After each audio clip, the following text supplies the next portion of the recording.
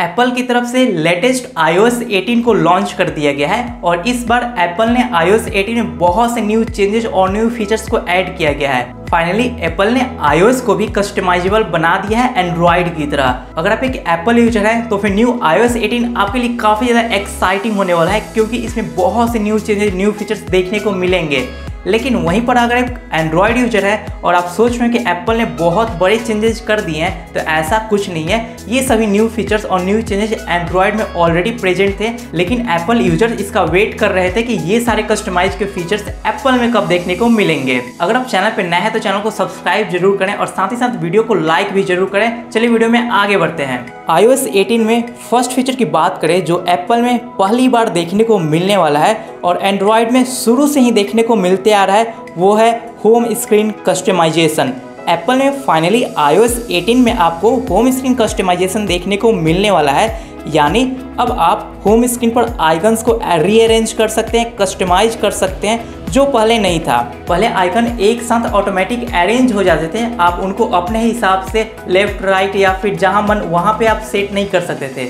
लेकिन finally iOS 18 के बाद से अब आप iOS में भी यानी आईफोन्स में भी आइकन्स को जहां मन वहां पर रख सकते हैं या वहां पर सेट कर सकते हैं और अपने हिसाब से होम स्क्रीन लेआउट को कस्टमाइज कर सकते हैं। दूसरे चेंज की बात करें तो वो है मटेरियल यू टाइप कस्टमाइजेशन, जिसका मतलब कि अब आप आइकन्स के कलर को चेंज कर सकते हैं अपने हिसाब से, अलग अलग तरीके में अलग अलग कलर्स में आइकन्स को सेट कर सकते हैं। जैसा आपको एंड्रॉयड में देखने को मिलता है मटेरियल यू स्टाइल, वहाँ पर आप वॉलपेपर के हिसाब से कलर को चेंज कर सकते हैं, आइकन्स को कस्टमाइज कर सकते हैं। ऐसे ही अब आप एप्पल के iOS में भी वॉलपेपर से कलर पिक करके आइकन्स के कलर को सेट कर सकते हैं। इसके साथ ही आइकन के साइजेज को चेंज कर सकते हैं, विजेट्स के साइजेज को अपने हिसाब से चेंज कर सकते हैं। तो फाइनली एप्पल की तरफ से होम स्क्रीन को कस्टमाइज करने के लिए बहुत से न्यू फीचर्स और ऑप्शंस को दे दिए गए हैं, जिसका यूज करके आप आईफोन के होम स्क्रीन को ब्यूटीफुली कस्टमाइज कर सकते हैं। नेक्स्ट फीचर की बात करें तो एप्पल में अब आपको कंट्रोल सेंटर भी न्यू लेआउट में देखने को मिलने वाला है।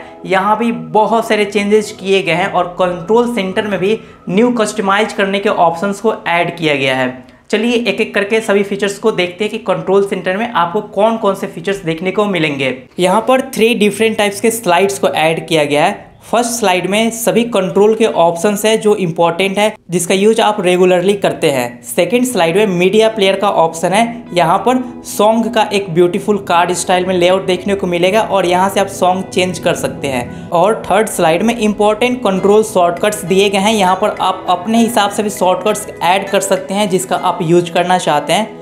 और सिर्फ कंट्रोल सेंटर को चेंज ही नहीं किया गया है, इसमें अपने तरीके से कस्टमाइज करने के भी बहुत सारे ऑप्शंस दे दिए गए हैं। जैसा आप स्क्रीन पर देख सकते हैं, आइकन्स को छोटा बड़ा करना, आइकन्स को रीअरेंज करना, न्यू शॉर्टकट्स क्रिएट करना और भी बहुत सारे फंक्शंस दिए गए हैं जिसका यूज आप कस्टमाइज करने में कर सकते हैं। और एप्पल का कंट्रोल सेंटर आप जानते हैं एंड्रॉयड में कितना ज़्यादा पॉपुलर है। Xiaomi के HyperOS, मोटोरोला के Hello UI, तो एंड्रॉयड में बहुत जल्द iOS 18 जैसा कंट्रोल पैनल आपको देखने को मिलेगा जिसमें अलग अलग डिफरेंट टाइप के कार्ड लेआउट होंगे कि एंड्रॉयड iOS को कॉपी करने में ज़्यादा टाइम नहीं लगा था, भले ही एप्पल ने एंड्रॉयड को कॉपी करने में इतना ज़्यादा टाइम लगा दिया है। और नेक्स्ट चेंज की बात करें तो iOS 18 में छोटे छोटे बहुत सारे न्यू चेंजेस किए गए हैं जिसका use day to day life में आपके एक्सपीरियंस को और भी बेहतर बनाएगा। जैसे पहले चेंज की बात करें तो यहाँ पर वॉलपेपर के कलर्स को चेंज करना अब काफ़ी आसान हो गया, बस स्क्रॉल करते जाइए और वॉलपेपर्स पे ऑटोमेटिक कलर अप्लाई होते जाएंगे। नेक्स्ट आपको यहाँ पे वॉल्यूम पैनल में चेंज फील होगा, जैसे आप वॉल्यूम का बटन प्रेस करेंगे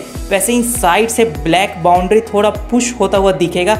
ये एनिमेशन काफ़ी इंटरेस्टिंग और कूल लग रहा है। और ये सिर्फ आपको वॉल्यूम बटन के साथ ही नहीं, action button, power button press करने पे भी ये एनिमेशन आपको दिखेगा, जो काफ़ी कूल है।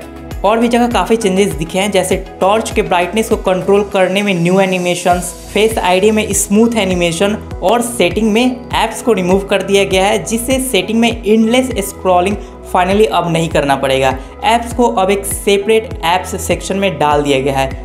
iCloud पेज पे अब आपको सिंपल और कस्टमाइज देखने को मिलेगा। बैटरी में भी अब आप यह सेट कर सकते हैं कि कितने परसेंटेज पर आपकी चार्जिंग स्टॉप हो जाए। नेक्स्ट iOS 18 में यूजुअल चेंज जो एंड्रॉयड से लिया गया है वो है अब आप आईफोन में भी एप्लीकेशन को लॉक कर सकते हैं, एप्लीकेशंस को हाइड कर सकते हैं। ये फीचर्स भी अब आपको ऐड कर दिया गया है जो एंड्रॉयड में काफ़ी पहले से था। और हम नेक्स्ट चेंज की तरफ बढ़ें तो एप्पल यूजर्स को जिन फीचर्स का बहुत लंबे टाइम से वेट था, फाइनली iOS 18 में उसको ऐड कर दिया गया है, और वो भी कॉलिंग एप्लीकेशंस में, जैसे T9 डायलिंग और कॉल रिकॉर्डिंग। जिसमें T9 डायलिंग मीन्स नम पैड पर किसी का भी नेम टाइप करेंगे तो उसका नंबर शो हो जाएगा। और इसके बाद फाइनली एप्पल में कॉल रिकॉर्डिंग का फीचर ऐड कर दिया गया है। नेक्स्ट फीचर अब आपको एप्पल में भी एंड्रॉयड की तरह गेम मोड देखने को मिलने वाला है, जिसमें अगर आप गेम खेलते हैं तो गेम को अलग अलग तरीके से कस्टमाइज कर सकते हैं। इसके बाद एप्पल के फोटोज ऐप को कम्प्लीटली रीडिजाइन कर दिया गया है। यहाँ पर मल्टीपल पेजेस को रिमूव कर दिया गया है, सिर्फ बॉटम साइड में ऑल मंथ ईयर्स टैब दिए गए हैं। यहीं से अब आप फोटोज़ और वीडियोज़ को देख सकते हैं, और फोटोज़ को स्लाइड कीजिएगा तो उस फोटो से रिलेटेड और भी अलग अलग टाइप के ऑप्शंस आपको देखने को मिलेगा। इसके बाद मैसेज ऐप में बिग चेंजेस किए गए हैं, जैसे टेक्स्ट फॉर्मेटिंग, अपने हिसाब से काफ़ी कूल फॉर्मेट में टेक्स्ट को चेंज करना, सेलेक्टेड टेक्स्ट को एनिमेट करके सेंड करना, और मैसेज को शेड्यूल करके सेंड करने का फीचर अब आपको मैसेज ऐप में देखने को मिलने वाला है। नेक्स्ट चेंज की बात करें तो iOS में कैलकुलेटर ऐप में काफ़ी चेंजेस किए गए हैं, जैसे कैलकुलेटर ऐप में हिस्ट्री का सपोर्ट दे देना, और साथ ही आईपैड में अब आपको कैलकुलेटर ऐप का सपोर्ट दे दिया गया है। और इसके बाद कैलकुलेटर ऐप का सपोर्ट नोट्स में भी देखने को मिलेगा। अगर आप नोट्स पर कुछ भी कैलकुलेशन लिखते हैं तो वो ऑटोमेटिक कैलकुलेट हो जाएगा। और फाइनली 2024 का ट्रेंड जो है AI, artificial intelligence, which is added in iOS also, but it is not artificial intelligence, it's Apple intelligence। ये एप्पल का कुछ अपना तरीका होता है हर चीज़ों को अपना कुछ खास नाम देना, वैसे ही आर्टिफिशियल इंटेलिजेंस को iOS में एप्पल इंटेलिजेंस नाम दिया गया है।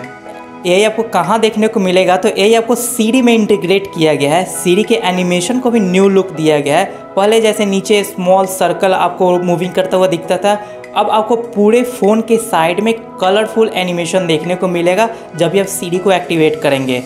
और एप्पल इंटेलिजेंस के और भी कुछ इंपॉर्टेंट फीचर है, जैसे प्रायोरिटी नोटिफिकेशन, मीन्स जो भी नोटिफिकेशन ज़्यादा इंपॉर्टेंट है वो फर्स्ट प्लेस पर दिखेगा। इसके बाद जेनमोजी, कॉल रिकॉर्डिंग को समराइज करना, लॉन्ग ईमेल को शॉर्ट समरी बना देना, ये बहुत सारे कूल फीचर्स हैं जो एप्पल इंटेलिजेंस के साथ देखने को मिलेंगे। तो फाइनली एप्पल यूजर्स जिन फीचर्स का काफ़ी लंबे टाइम से वेट कर रहे थे, जो आपको एंड्रॉयड में ऑलरेडी देखने को मिलता था लेकिन iOS में देखने को नहीं मिलता था, जैसे call recording, hide app, lock app, home screen customisation, ऐसे बहुत सारे फीचर्स, तो ये सभी फीचर्स अब आपको iOS 18 में देखने को मिलने वाले हैं। तो ये सभी फीचर आपको एप्पल के किन मॉडल्स में देखने को मिलने वाला है, तो एप्पल के 10R के बाद जितने भी मॉडल्स लॉन्च हुए हैं उन सभी मॉडल्स में आपको ये सभी फीचर्स देखने को मिलेंगे।